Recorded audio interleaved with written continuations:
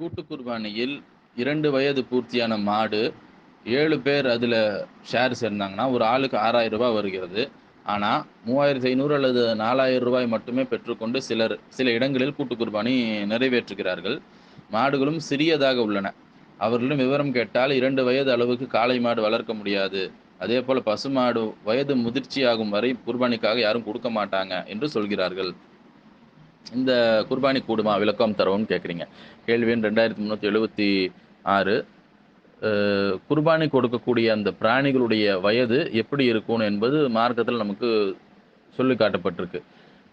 புகாரில் உள்ள 5560ஆம் இலக்கத்தில் உள்ள ஒரு ஹதீஸ் படி, நாம ஒரு எந்த பிராணி குடுக்கலாம்? அதாவது ஆடு, மாடு, ஒட்டகம். இந்த 3 தான் குடுக்கலாம். அதுக்கு கீழ வரக்கூடிய அந்த வகைகள்.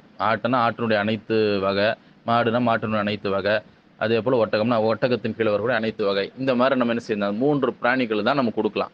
என்ன பிராணிகள்னு மார்க்கம் நமக்கு சொல்லி காட்டப்பட்டிருக்கிறது. மார்க்கத்தில் சொல்லி காட்டப்பட்டுள்ளதைப் போலவே, எந்த வயசுல குடுக்கணும் என்பது நமக்கு சொல்லி காட்டப்பட்டிருக்கு. நம்ம முன்னாடி சொன்ன அந்த புகாரினுடைய 5560ஆம் விளக்கத்தில் உள்ள ஹதீஸ்ல, முஸின்னா என்ற நிலையை அடைந்த பிராணியை நம்ம குடுக்கணும் அப்படின்ட்டு நபி ஸல்லல்லாஹு அலைஹி வஸல்லம் அவர்கள் வந்துட்டு நமக்கு தெளிவுபடுத்துறாங்க. முஸின்னா அப்படின்னா என்ன அப்படின்னு பார்த்தோம்னா, அதாவது ஆடு, மாடு, ஒட்டகம் இவற்றில் பல் விழுந்தவைக்கு வந்து முஸின்னா என்று சொல்லுவாங்க. 2 வருஷம் பூர்த்தியான ஆடுனா 2 வருஷம் பூர்த்தியாகிறது. அதேபோல மாடுனா 2 வருஷம் பூர்த்தியானது. நீங்க கேள்வியில குறிப்பிட்ட மாரி 2 வருஷம் பூர்த்தியாகி இருக்கணும். அதே ஒட்டகம் அப்படிங்கும் பொழுது அது 5 வருஷம் பூர்த்தியாகி இருக்கணும். இப்படி நிலையில இருக்கக்கூடிய பிராணிகளுக்கு தான் முஸின்னா என்று சொல்லப்படும். அப்போ நபி ஸல்லல்லாஹு அலைஹி வஸல்லம் அவர்கள் வந்துட்டு இந்த வயசு நமக்கு சொல்லிட்டாங்க இல்லையா? முஸின்னாங்கிற அந்த அந்த இலக்கணத்துல உள்ள பிராணி தான் குடுக்கணுங்கும் பொழுது, அதுக்கு கீழ குடுக்கறது அப்படிங்கிறது சின்ன பிராணிய புடிச்சு குடுக்கறதுங்கிறது வந்துட்டு கூடாது. மார்க்கத்துல வந்து அது வந்து குர்பானி என்ற லிஸ்ட்லயே கூட வராம போயிடும்.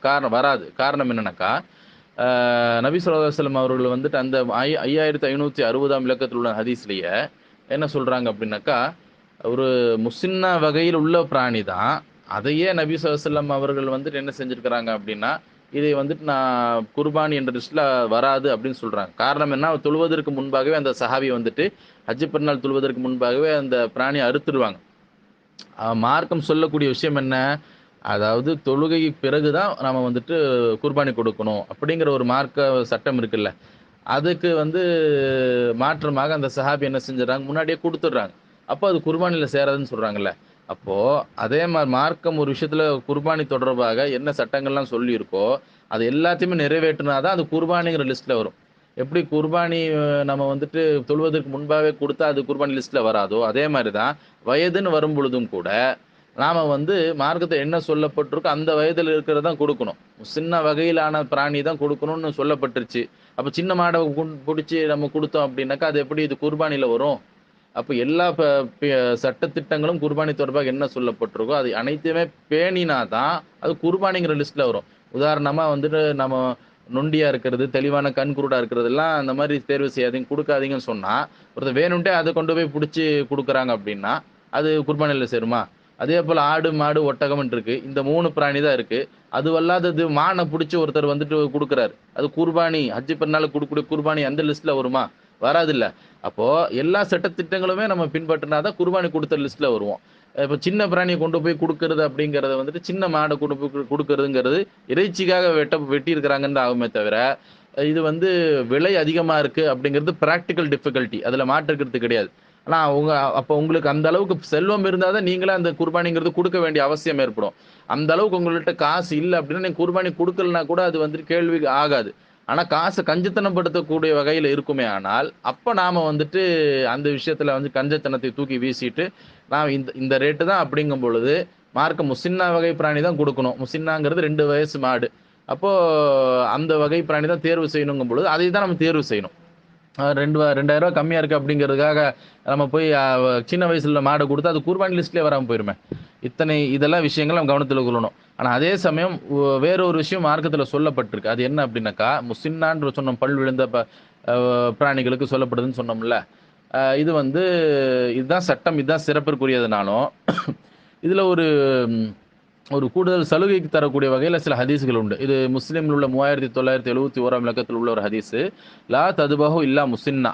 நபி ஸல்லல்லாஹு அலைஹி வஸல்லம் என்ன சொல்றாங்கனாக்கா, முசின்னா வகை பிராணியை தவிர வேற எதையும் நீங்க வந்துட்டு குர்பானி கொடுக்கக்கூடாது. இல்லா ஐ யுஸர அலைக்கும் ஃபததபஹு ஜதஅத்தன் மினத் தான். அது உங்களுக்கு சிரமமா இருக்கு, கிடைக்கல. அது முசின்னா வகையிலான அந்த பிராணி வந்து கிடைக்காம போயிடுச்சு அப்படின்னா, அப்போ நீங்க என்ன செய்யுங்க? ஜதா வகையில உள்ள பிராணிய குடுங்கங்கிறாங்க. ஜதானா என்ன அப்படின்னாக்கா, இப்ப கிட்டத்தட்ட அந்த முசின்னா னுடைய அந்த பிராணியினுடைய வயசுக்கு நெருங்கின அது ஆல்மோஸ்ட் முசின்னா அப்படிங்கிற அளவுக்கு பக்கத்துல வரக்கூடிய அந்த வயசுல இருக்கக்கூடிய பிராணிய வந்து ஜதா அப்படிம்பாங்க. இப்ப நம்ம வருட வருட கணக்குல சொல்லணும்னாக்கா, இப்ப மாட்ட பத்தி பேசுறோம். மாட்டுல வந்து 2 வருஷம்ன்ட்டு சொல்லப்பட்டிருக்குல்ல. அப்ப அந்த 2 வருஷத்துக்கு நெருங்குனது. 2 வருஷம், 2 வருஷத்துக்கு மேல அதுதான் வந்துட்டு சிறந்தது. இதுல எந்த அறிஞரும் மாற்று கருத்து கிடையாது.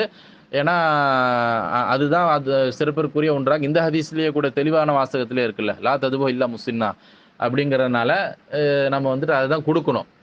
அப்ப கிடைக்கல, முடியாம போயிடுச்சு, அந்த அளவுக்கு பற்றாக்குறை ஆயிடுச்சு, ஒண்ணுமே இல்லன்னா, அதுக்கு நீங்க குர்பானி குடுக்காம விட்டுறாதீங்க. மாறாக நீங்க ஜதா வகை பிராணி குடுக்கலாம். ஜதான்னா, அந்த 2 வருஷத்துக்கு ரொம்ப நெருக்கம் ஆயிடுச்சு.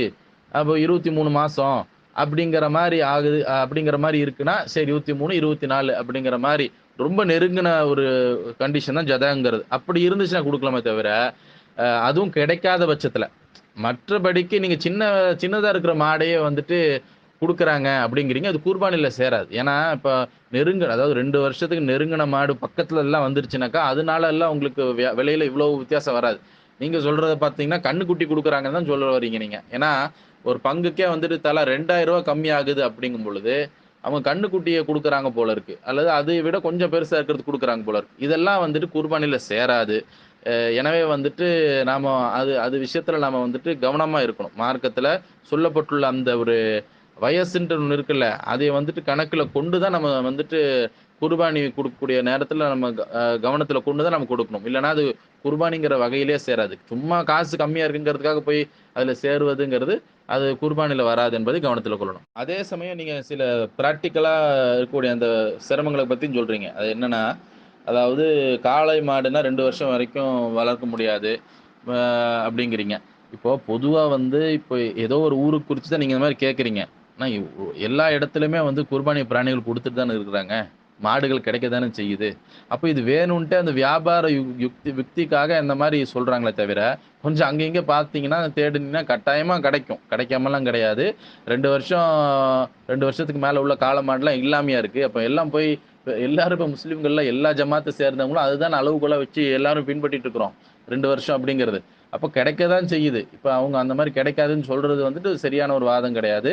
அது இருக்க தான் செய்யுது. அப்போ பசுமாட்ட பொறுத்தவரைக்கும் சரி, அந்த மாரி குடுக்க மாட்டாங்க அப்படின்னா, பசுமாட்டையே குடுக்கணுன்ட்டு மார்க்கத்துல இருக்கா? கிடையாது. நம்ம அந்த மாரி பிரச்சனை கிடையாது. ஆணு, பெண்ணு தான் குடுக்கணும்னு கிடையாது. எது கிடைக்குதோ அத குடுத்துக்கலாம். ஆனா இந்த என்ன நீங்க சொல்றீங்கன்னா, உங்க ஊர் பகுதியில இது கிடைக்காது.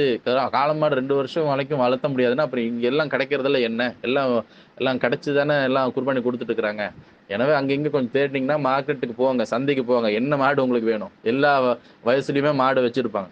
அப்போ இதுக்கு இல்ல அப்படிங்கிறது வந்துட்டு ஒரு வியாபாரத்துக்கு வேண்டிய சின்ன குட்டிகள வந்து விக்கிறதுக்காக அந்த மாரி சொல்றாங்க என்று தான் தெரியுதே தவிர, இதனால மார்க்கத்தில் உள்ள சட்டத்த எல்லாம் மாத்த முடியாது என்பதை நாம் கவனத்தில் கொள்ளணும்.